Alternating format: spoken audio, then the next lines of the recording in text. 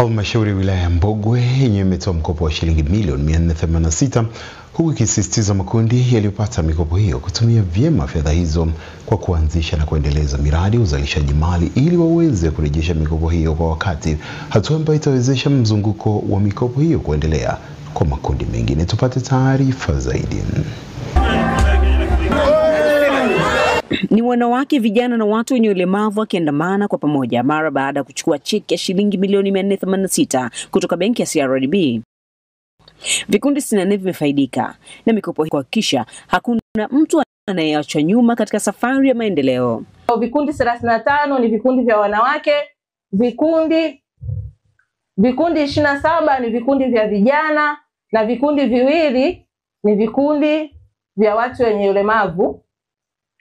Kiasi cha Tanzania shilingi milioni 91 kati ya milioni 240 za vikundi vya vijana zitatolewa kwa vikundi 7 vya vijana ambapo watapata mkopo wa vifaa.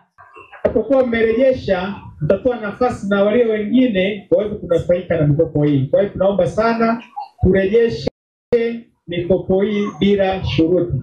Kwa jinsi ambavyo tumewapa mikopo hii bila kupunguza, bila na jambo lote lile, basi tuwaombe na nyinyi muweze kurejesha mikopo hiyo. Kila mdau aliyehudhuria hafla hii anatarajia kuona vijana, wanawake na watu wenye ulemavu wakijikwamua kiuchumi kupitia mikopo hii, lakini kwa kuzingatia zaidi ulipaji ili wengine nao wanufaike. Haya yote yanayofanyika ni utekelezaji mzuri wa ilani ya Chama cha Mapinduzi. Ukiangalia ukurasa wa 21, ibara ya 28 na 29 inaelezea kutoa fursa kwa vijana na wananchi wote waliokana na maskini za ajira zisizopungua milioni 8. Tunayaona mbele ya macho yetu.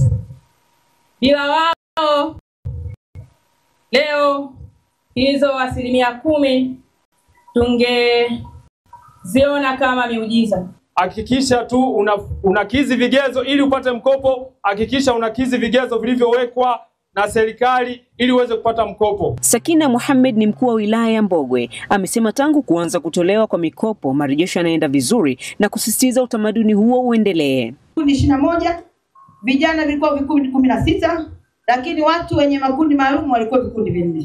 Mpaka sasa nilikuwa nauliza zaidi ya milioni 100. Kwa hiyo tunaona kwamba bado muda upo na watu hakuna makundi ambayo yanasumbua. Kwa hiyo kwa awamu ya kwanza na awamu ya pili nilikuwa naongea na mkurugenzi hapa. Kazi nzuri aliyofanya Mheshimiwa Rais, na ndio maana tunamnadi na lazima tunamuongelea. Zaidi ya milioni 810 zimeshatolewa. Salma Mrisho, Star TV, Geita.